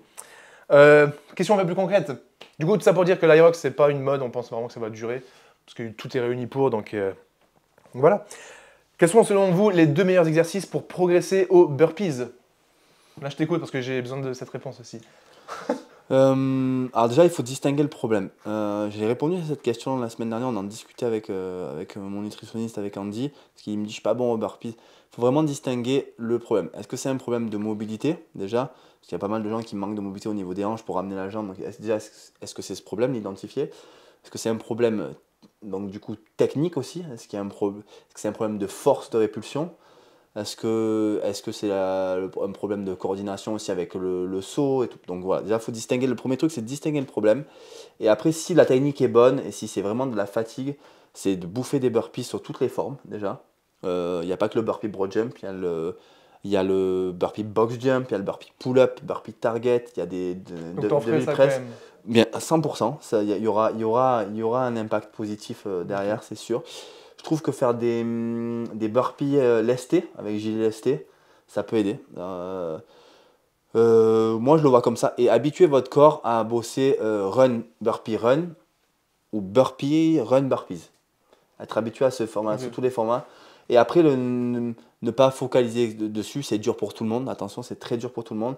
Et voilà, moi, je suis encore. Moi, vous me voyez en solo, je fais la technique, je mets le genou, hein. Je me ramène mon Ouais. genou comme un débutant. Après, j'ai la capacité à sauter assez loin et à avoir une force de répulsion assez rapide, assez explosive. Donc, je vais assez vite, je les enchaîne. Moi, c'est une de mes meilleures stations. Franchement, aussi, c'est pas la meilleure, mais je suis pas trop mal. Tu vois, je suis en moyenne, je suis à 2 minutes 40 Mhm. en solo. Donc voilà, mais vraiment identifier le problème. Et je trouve que faire des séries de burpee broad jump ou travailler avec un JLST, il y a vraiment un impact positif. Ok. Et sur les burpees, plutôt essayer de faire des grands sauts à chaque fois pour faire Moi, moins je suis de... comme ça, moi, c'est mon école, hein. Oui? Le moins de sauts possible, ah ouais. Ok. Ouais, sauter loin. Ouais, donc ceux qui vont dire, ouais, mais un gros saut, ça te fatigue. Ah, moi, je trouve que ça fatigue Faire un plus burpee en plus, Ah ouais, ouais. de pousser au sol, franchement. Ok, bah, faites des grands sauts. Ah, ouais, J'y penserai pour la prochaine fois. moi, je vais essayer, moi, vraiment, j'essaie Tu d'exploser. sais qu'en plus, moi, il m'est arrivé un truc de fou, c'est qu'à Toulouse, quand j'ai fait le solo, bah, en fait, moi, la boxe où je m'entraîne, je fais pas des gros sauts parce que Ouais, le tapis, il est petit. Et du coup, moi, l'idée, c'est plus de faire le burpees. ouais. Du coup, je faisais le burpees et je sautais un peu en avant, Mm. mais sans faire un saut. Du coup, je m'étais habitué à faire ça. Et sur le jour J, bah, je faisais pareil, tu Ouais. vois. Et en terminant, plusieurs personnes qui m'ont dit, pourquoi tu faisais des tout petits sauts? Genre, c'était volontaire et tout. Et je dis, mec, j'avoue que Ah ouais. j'étais tellement habitué à faire des petits sauts. Et je pense, parce qu'après Toulouse, je me suis arrêté aussi après les burpees. Ah ouais. Je pense que j'en ai fait trop. Ah ouais, c'est trop, t'imagines. Puis d'ailleurs, en fait, il faut le voir comme un ensemble. J'en parlais dans une vidéo. Moi, je prends l'Aerox, c'est comme un personnage de jeu vidéo. Au départ de l'Aerox, il part à 100% barre de vie. Et à chaque fois que vous allez sur une station, que vous essayez des plumes, vous entamez votre barre de vie. Et si tu fais trop de pompes, trop de sauts, en fait, tu arrives derrière sur les lunges, tu arrives sur les wall balls, tu as des épaules explosées. Ouais. C'est comme le sled pull, si tu gardes trop longtemps qu'elle est lourde la corde, derrière tu vas impacter sur les burpees. C'est un ensemble, c'est long, c'est très long. Donc moi je trouve qu'il faut laisser le moins d'énergie possible. Et pour moi, un grand saut, attention, c'est un grand saut, mais je fais pas un all out à chaque fois. Ouais. Mais je cherche quand même à aller faire un grand saut. Parce qu'au final, c'est 40 mètres, c'est quasiment 2 mètres le saut de ce que j'ai remarqué quand je le faisais. C'est 80 mètres, donc 80 mètres, Ah ouais, oui, oui, voilà. donc tu fais, au Je final, fais c'est 40 40, moi, burpees. je fais 40, 45, j'essaie de faire à 40, 45. Ouais, Ah ouais. Ok, Ah, top. sinon je suis fracassé. Ok. J'ai une question pour toi. Ton premier chrono, du coup, lors de ton premier Aerox, Alors tu vois, c'était combien? il est sur ce drapeau là-bas, Barcelona, mars 2023. Il y a écrit le chrono? Non, Ah, mais d'accord. mars 2023, bah, tu vois, première course, j'ai fini sur le podium. C'était en pro, donc j'ai commencé en pro direct, 1h08 et quelques secondes, je me rappelle plus. Ah, 1h0, ok. Ouais, 1h08 en pro, ouais. Du coup, t'as pris 10 minutes depuis. Enfin, Ouais, quasiment. ouais, j'ai pris 10 minutes. Et là, aujourd'hui, ton meilleur temps solo pro? 58 minutes et 51 secondes. Ah, c'est 58 quand même. Ouais. Ah, donc 10 minutes, t'as pris Ouais, quoi. 10 minutes, c'est vrai, j'ai pris 10 minutes, c'est exactement ça. Parce que je pense que j'avais fait 1h08, 50 ou 40 et c'est à 10 minutes. Énorme. Euh, Tiens, une autre question intéressante. Pourquoi il n'y a pas de contrôle antidopage au Aerox? Et il y avait une autre question aussi, on va y répondre, enfin tu vas y répondre vu que tu es vraiment dedans toi. Enfin, pas dans, pas dans le dopage, vu que tu es vraiment dans les élites, etc. Pas mal de questions, qu'est-ce qu'on pense du dopage? Moi j'avais répondu dans un podcast, donc je te laisse apporter toi ton élément de réponse. Alors, déjà, oui, il y a des contrôles. Il y en a des contrôles sur les courses Elite 15, au championnat du monde, il y en a eu. Ah, il y a maintenant. Il y en a eu. Ok. Après, comment ils sont faits, je ne sais pas. De toute façon, pour moi, ça veut rien dire. Un contrôle antidopage, le gars, il peut être négatif le jour de la course et s'être Ouais, chargé pendant des mois et avoir progressé, avoir mieux récupéré. Donc voilà, pour moi, déjà, ça n'a aucun sens s'il n'y a pas de contrôle inopiné. Donc, comme il peut y avoir en MMA, en tennis, en boxe, En etc. power aussi. Voilà, il y a des contrôles, c'est-à-dire que vous devez être localisable 365 jours par an. Vous devez donner un créneau horaire où vous pouvez être contrôlé. Donc voilà, donc déjà ça pour moi ça veut rien dire d'être contrôlé le jour J, tu es négatif mais tu t'es chargé comme un bœuf toute l'année. C'est la problématique qu'il y a souvent dans les sports de combat où les gars, tu sais, ils s'en vont dans les montagnes du Makashkala, au Daghestan, ils se chargent, personne ne va les contrôler parce que personne ne va aller là-bas, le mec il va pas prendre son avion. Et en gros il revient, il a ses taux qui sont négatifs, il a des beaux médecins et il s'est chargé. Donc voilà, et après moi qu'est-ce que j'en pense du dopage? Est-ce qu'il y en a? Certainement qu'il y en a. Est-ce que les meilleurs sont dopés? Je pense pas. En tout cas, il y en a très peu, s'il y en a. Je pense qu'il y en a finalement, il y en a bien plus moins forts ou amateurs qui se chargent, comme dans le vélo. Et j'ai pas envie, en fait, moi, ce que j'ai pas envie, c'est de trouver ça comme une excuse. Dire, lui, il est bon parce qu'il est. Sinon, j'endors pas la nuit. Et voilà. Donc, j'ai envie de penser que c'est un sport propre. Après, bien sûr qu'il y a des tricheurs, il y en aura partout. Il y en a même des tricheurs pour gagner une coupe le dimanche en course à pied, sans argent. Donc voilà, mais de toute façon, c'est clair, le dopage, le mec, de toute façon, il n'y a pas 36 000 produits à prendre pour l'Aerox. C'est pas du bodybuilding. Voilà, si un mec il prend vraiment pour la performance, ça va être quoi? Ça va être de l'EPO. Ouais. Franchement, avec le PO, un peu de testostérone, mais c'est que le PO. Pour performer sur un sport comme ça, pour moi, c'est le PO. Je vois pas ce qu'est-ce qu'il y a. Et c'est pas. Ouais, je sais pas. Après, pour l'instant, on verra. Hein. Au CrossFit Games, ils en ont attrapé. Hein. Faudra voir les prochains temps en fait. Ouais. Si ça commence à faire du sub. Tu penses que c'est possible genre, de sub 50 en pro?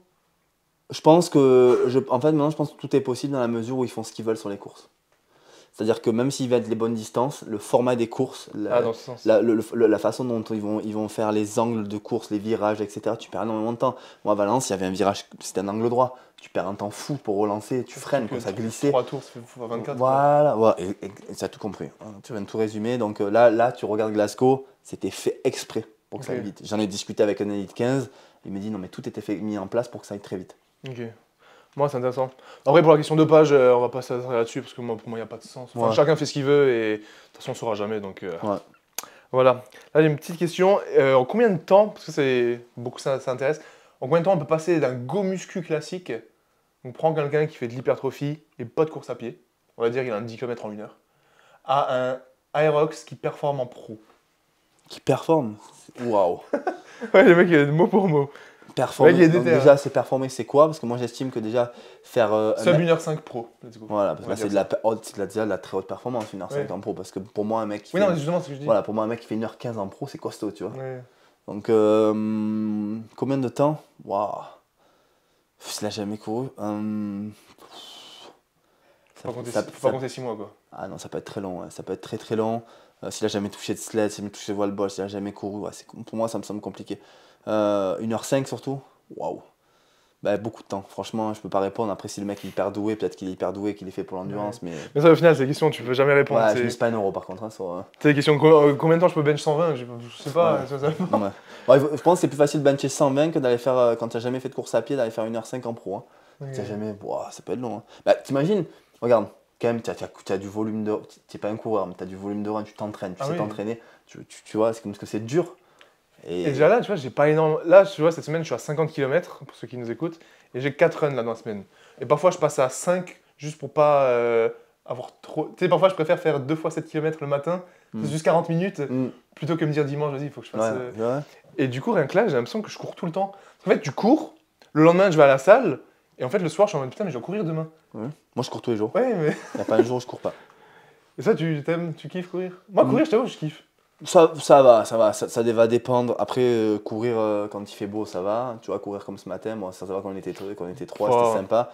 Mais c'est vrai que tout seul, ça aurait été dur. Aller sur la piste, moi, c'est pas le kiff de ma vie, quoi. Franchement, j'aime la performance, j'aime me sentir fort. Mais aller sur la piste, je suis allé il y a 2 jours, franchement. Non, il y a mieux, comme tu vois, je préfère. Il y a mieux à faire, quoi. Franchement, il y a mieux. Pour moi, il y a mieux. Mais après, moi, ce que j'aime, c'est performer, et voilà, c'est tout. Ouais. Mais c'est vrai que course à pied, moi je préfère parce que tu vois, pendant la prépa Ironman, natation, vélo, c'était une purge pour moi. Et tout ce qui est muscu, WOD Irox, séance spécifique, run, tout ça, je prends du plaisir, c'est stylé. Mais quand il s'agit de nager et de faire du vélo, c'est pour ça que l'Irox, je me retrouve bien dedans parce que j'aime beaucoup. Ouais, l'avantage de l'Irox en fait aussi. Les WOD, j'aime. Tu vois, l'avantage de l'Irox, déjà, financièrement, quand tu mec qui fait un triathlon et tout, c'est cher. C'est quand même très cher, c'est du temps, c'est le vélo, etc. L'avantage de l'Irox, c'est que allez, tu le fais en 1h20, 1h25. Tu t'inscris, tu pars, c'est fini. Tu visites la ville, si tu es content. Tu fais une compétition de crossfit, ça dure tout le week-end ou la journée, t'es fracassé, t'es défoncé. L'Irox, tu vas être fatigué, mais tu vois, ça va durer. Et c'est ça, le modèle économique, il est bien, c'est que tu peux le faire en famille, tu peux le faire avec ta meuf ou avec ton mec, tu peux le faire avec ton père, tu peux le faire avec ta mère. Ça, tu vois, les gens qui ont les mêmes tenues et tout. Tu peux faire avec ton meilleur pote, tu peux faire en mixte, en relais, c'est fantastique. Ouais. Donc il y en a pour tous les niveaux, ils ont même la catégorie adaptative pour les handicapés qui est fantastique. Franchement, il est parfait le modèle économique. Mais c'est bien, c'est une bonne transition parce que il y avait la question là, c'était quel est le niveau requis pour faire un Irox. Et en fait, moi ce que je dis toujours, c'est que qui que tu sois, tu peux faire un Aerox et t'inscrire demain. Parce qu'au pire, tu feras 2h, 2h10, mais tu peux faire un Aerox. Moi, j'ai un monsieur ici, pour Et je dis...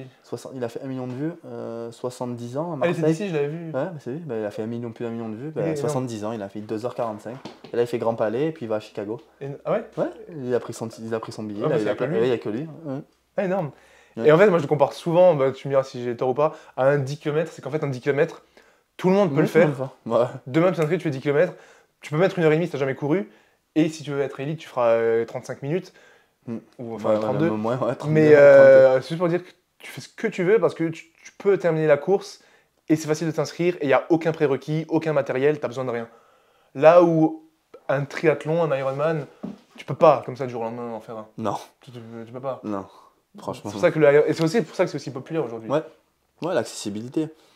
Ça plaît aux coureurs, ça plaît au gars qui va à la salle, qui fait du cross-training, le mec qui fait un peu de muscu et finalement qui se dit bon je peux courir, j'ai fait voilà, c'est ça. Tout à fait. Question qui me concerne moi également, à partir de quel chrono en open on peut envisager de passer en pro, selon toi? Ou est-ce qu'il n'y a même pas de... Moi je pense que ça va dépendre, je pense que ça va dépendre du profil. Il y a des profils qui s'adaptent très bien au passage open pro. Et même il y a des profils qui sont finalement, bien sûr qu'il y a une différence de temps, mais au final il y a une différence de temps qui est infime parce que ce sont souvent des profils un peu des gars qui sont forts. C'est-à-dire peut-être moi il n'y aurait pas trop de diff au final, Bah, si je commence à courir bien. Même là, toi qui as la force, les sleds ils vont t'impacter, mais ils vont pas autant t'impacter qu'un mec qui sur un open court bien, mais qui, tu vois, il va aller en pro, il va pas bouger le sled. Donc ça, je trouve que ça... Moi, avec tous les élèves que j'ai eus, ça va vraiment dépendre de profil. Mais je trouve que quelqu'un qui... Ouais, je trouve que si tu veux performer en tout cas, performer vraiment en pro, il faudrait faire... Sub 10 au moins. Ouais, au moins sub 10, voire une sub 1h05, comme ça tu peux... Si tu as envie vraiment de performer. Mais demain, tu vas faire un pro, tu vas pas mettre 1h40, tu vois, tu vas le faire en 1h20 peut-être. Ouais, mais... C'est la question parce que il y a plusieurs qui m'avaient posé des commentaires, c'était j'attends quoi pour passer en pro? En fait, moi je dis tant que je fais pas un bon temps, très bon temps pour moi c'est 1h, 1h05. Je trouve que c'est hyper intelligent. Parce que regarde, de quoi? Toi tu le suis comme moi, de prendre son temps. Regarde Jake Derden, il ne faisait aucun pro avant. Il a fait que des open pendant des années, Jake Derden, des doubles, des open. Mais regarde, c'est... donc tu dis c'est mieux de progresser fort. Oui. Il a pris vraiment le temps de Jake Derden et on sait ce qu'il en est aujourd'hui. Donc je trouve ça pas déconnant d'aller faire que des open pendant un moment. Et de toute façon, il y aura toujours des gens pour critiquer, dire ah mais le mec fait que gagner un open. Mais le mec prend le temps et regarde Derden, il est monstrueux. Ouais, c'est vrai que c'est un peu... Parce qu'au final, ça reste un peu la même course. Il y en a plein qui commencent direct en pro sans avoir un bon niveau. Mais du coup, au final, c'est quoi la... Parce que... Moi, j'ai fait l'erreur. J'ai commencé en pro, mais parce que je pensais... Tu penses que c'est une erreur? Maintenant... Je peux faire que du pro et progresser sur du pro, tu vois. Voilà, après j'avais une base. Déjà, je courais, je m'entraînais de manière hybride, je faisais toucher les wall balls, je touchais les sleds un peu. Donc voilà, donc c'est vrai que et j'avais un passé de sportif quand même de très bon niveau. Mais oui, ça aurait pu être une erreur, ça aurait pu être fatal. C'est-à-dire que j'aurais pu me ramasser, faire 1h15, 1h16 et plus jamais revenir à l'Aerox. Là, il s'est trouvé que j'ai fait premier Aerox, j'ai fait un podium dans ma catégorie d'âge. Et l'histoire est belle, tu vois. J'ai enchaîné, j'ai fait Rivière-Rimini, j'ai fait que des podiums depuis. Voilà, la seule fois où je suis pas monté sur le podium, malheureusement c'est quand on était en Australie avec Thomas. C'est la seule fois, mais c'est vrai que l'histoire est belle. C'est décalage horaire. Ça aurait pu me dégoûter. Ok, intéressant. Bon, on va pas tarder à arriver à la fin de mes questions, je pense. Il y a juste une là. Comment ne pas se couper les jambes sur les stations et tenir un bon rythme de course? Et en gros, la question, c'est comment relancer après les stations? Est-ce qu'il y a des conseils déjà spécifiques pour pendant la course, à part se pacer et travailler? Ça fait mal à tout le monde, déjà, ça faut se mettre bien dans la tête. Et après, c'est ça va être le travail au seuil. Franchement, votre capacité à réutiliser, à recycler votre lactate. Plus je fais ce genre de FAQ ou même des podcasts ou des contenus, que ce soit muscu, course à pied et là, en l'occurrence, Aerox, toutes les questions, tu vois, comment faire ci, c'est toujours surcharge progressive, en faire à l'entraînement, et c'est tout en fait. Répéter, hein, c'est bête, mais le sled push il fait mal, répéter run, sled, run, répéter, habituer votre corps à l'effort, quoi. Genre là, la question comment s'habituer pour les transitions, en fait, il faut juste faire des burpees et aller courir et refaire. Ouais, exactement, c'est bête et méchant. Hein. Comment progresser en course à pied, il faut juste faire du seuil et encore et encore. Voilà, il faut répéter. Et voilà, après s'entraîner intelligemment, avoir des plages de récupération Et voilà. Hein. Question suivante, par rapport au matériel, qu'est-ce qu'il faut regarder pour une bonne chaussure d'Aerox? Donc moi, en toute honnêteté, j'ai la même paire que Alan, et c'est ça que j'ai pris sur mes dernières courses, et notamment sur mon Ironman, c'est la paire Nitro de Puma. En plus là, ils viennent de sortir la nouvelle Aerox. Celle-ci, c'est une plaque carbone, si je ne me trompe pas. Il y a 50% de plaques dans celle-là, je crois. Moi, je la trouve vraiment bien. En plus, surtout qu'elle est trop stylée, et c'est le sponsor officiel de l'Aerox. Donc je trouve qu'ils ont vraiment fait un branding sympa sur la nouvelle paire. Mais après, au niveau d'une paire de baskets, vous n'êtes pas obligé de prendre les Pumas, bien évidemment. Il faut voir ce qui convient à votre pied. Et ce qu'il faut regarder pour un Aerox, c'est celle dans laquelle vous pouvez courir bien, être à l'aise et mettre de la vitesse, surtout, c'est très important. Et être stable. Stable et ne pas glisser, parce que sur le sled push, quand tu pousses, ça peut glisser. Pull, pareil. Et ensuite, tout ce qui est fente et wall ball, si vous avez une semelle dans laquelle vous n'êtes pas à l'aise, vos chevilles peuvent s'affaisser et ça peut faire mal aux articulations, aux entraînements, et aussi ça peut vous faire perdre du temps. Après, je sais pas si toi tu as un autre conseil par rapport au basket. Moi, je cours avec les élites, les Deviate, donc les Deviate Nitro Elite. Donc moi, je cours, elles sont 100% de plaques. Moi, ça fait un moment que je cours avec, même avant d'être athlète chez Puma, je cours avec. Donc voilà, moi je trouve que... Au niveau de ce qu'ils doivent regarder, donc moi je trouve que d'abord, pour ceux qui n'ont pas un gros niveau de run, il n'y a pas besoin d'avoir une plaque en carbone. Je trouve que chez Puma, il y a tellement de modèles. Voilà, moi j'estime que avoir une plaque en carbone, allez, aux alentours de... Je trouve que 4,15, entre 4 et 4,15, ça commence. Voilà, là je trouve que c'est intéressant d'avoir une plaque en carbone. Si vous courez à 5,30, n'allez pas vous... Prenez une paire, commencez doucement, il y a plein de paires, franchement, il y en a des tonnes.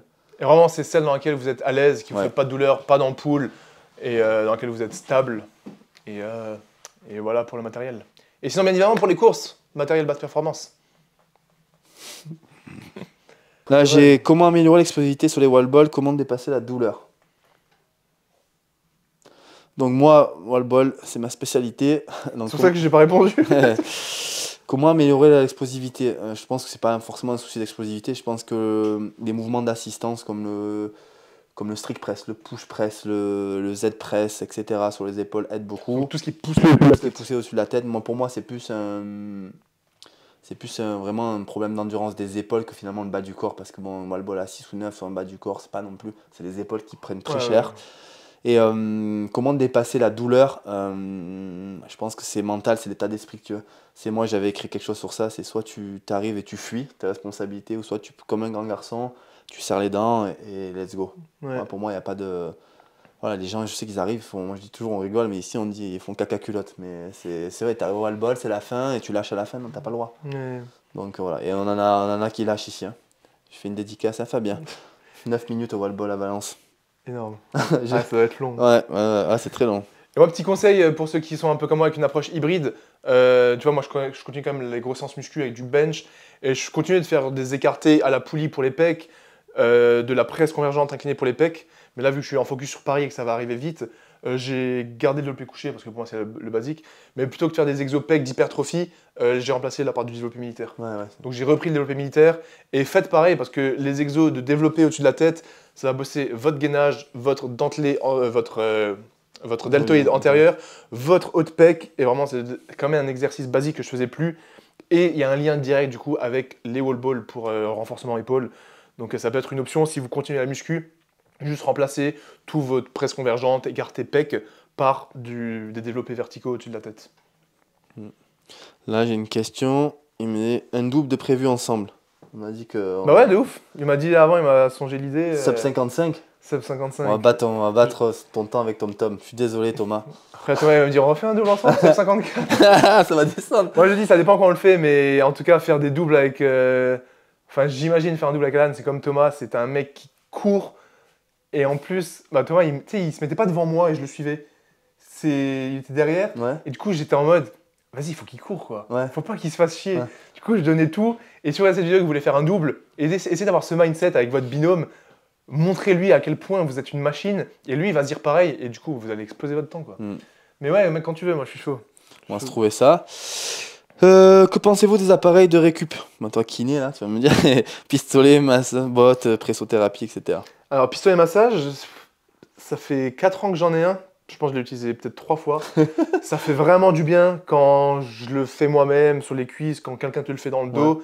Mais en fait, c'est tout, ça fait du bien. Ouais. Et du coup, il n'y a pas d'effet négatif, mais c'est pas ça qui va te faire récupérer, c'est pas ça qui va te faire enlever tes courbatures. Non. Ça peut éventuellement augmenter l'afflux sanguin sur cette zone et participer à la récupération. Mais si ta diète n'est pas en Voilà, place c'est ça pour la et que base. tu n'as pas tes 8 heures de sommeil, Les fondations. c'est ça. Non. Et pour moi, c'est 3 piliers, on va pas y revenir dessus, mais les 3 piliers, c'est nutrition, suffisamment de protéines et des aliments de qualité et suffisamment de calories. Le sommeil, 8 heures par nuit, dans un environnement sombre, calme et frais.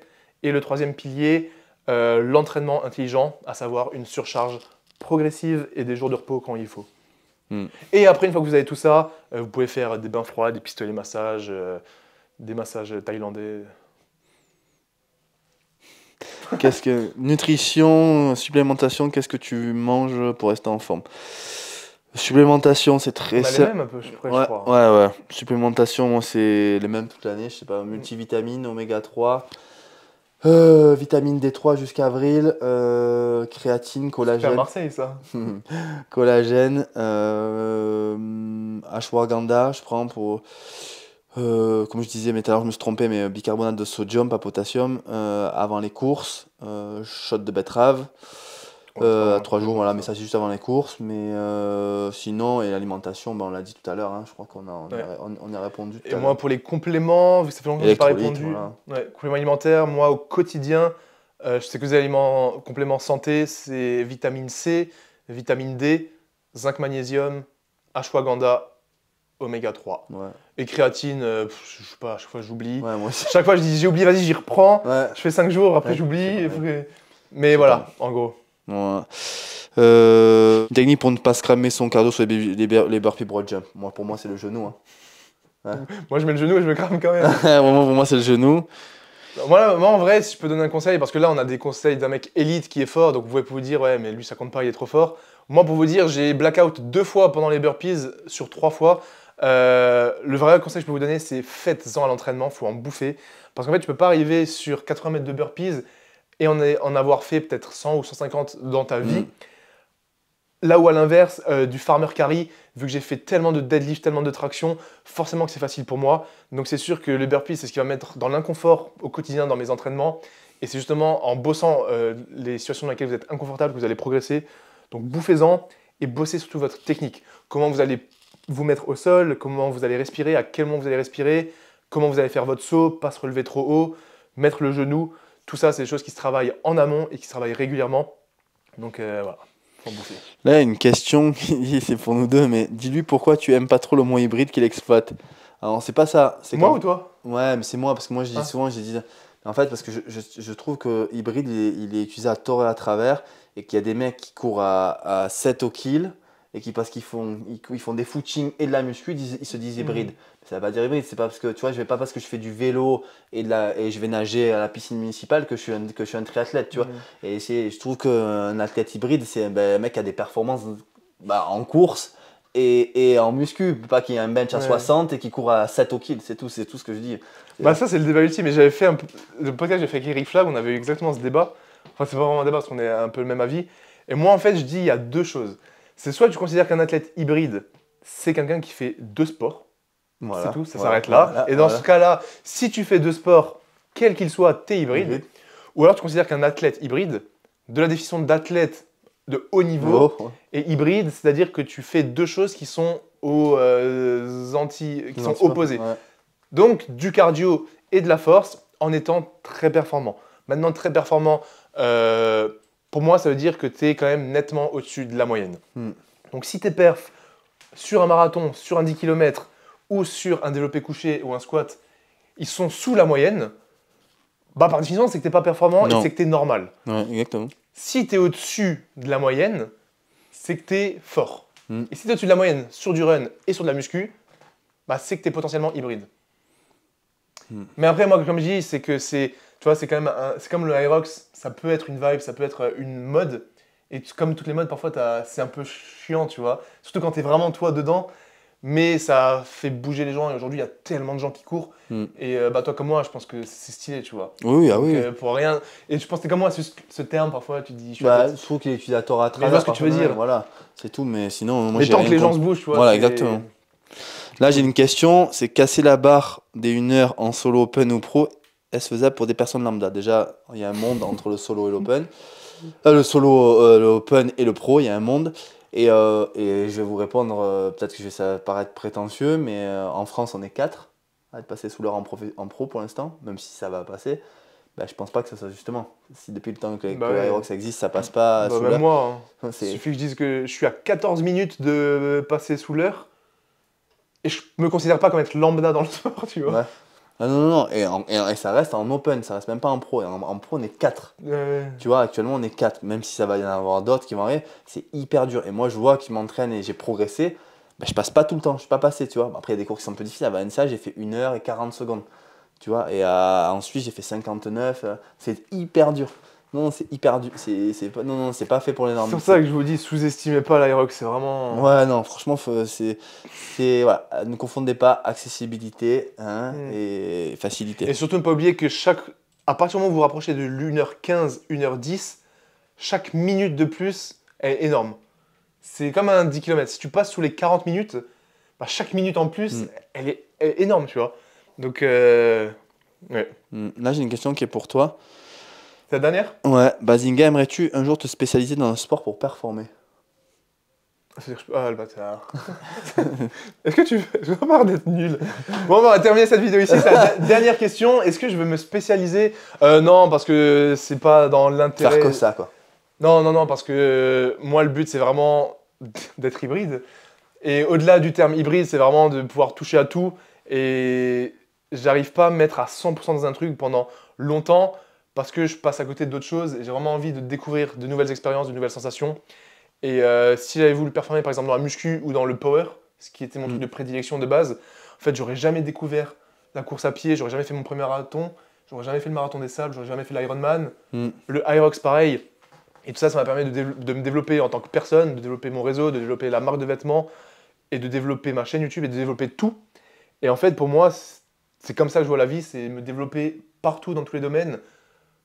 Et avoir le maximum d'expérience possible. C'est ce qui fait ta force aussi. Mais c'est ça, et c'est vraiment comme ça que moi je vois les choses. Maintenant, les gens qui performent à 1000% dans leur domaine, je trouve que c'est trop stylé. Et pareil, sans prétention, je pense qu'il y a 1 ou 2 domaines où j'aurais peut-être pu avoir un niveau national. Enfin, je sais même sûr. En gym, tu l'avais, non? Bah, j'étais pas hyper bon par rapport à certains, mais on a fait champion de France par équipe, mais c'était par équipe. Mais j'ai jamais choisi cette voie-là parce que, comme dit, ce qui m'intéresse, c'est d'avoir le max d'expérience et pour l'instant, ça ne changera pas, quoi. Donc, voilà. Je pense qu'on a fait le tour. Je pense on a répondu à toutes vos questions sur l'Irox. Si jamais il y en a encore qui vous restent dans l'esprit, n'hésitez pas à les mettre dans les commentaires. Je ferai en sorte d'y répondre ou je ferai en sorte de faire un épisode 2 avec Alan ou pourquoi pas un podcast. En tout cas, faut qu'on se revoie pour faire un double. Hein. Ouais, en tout cas, il n'y a plus le choix.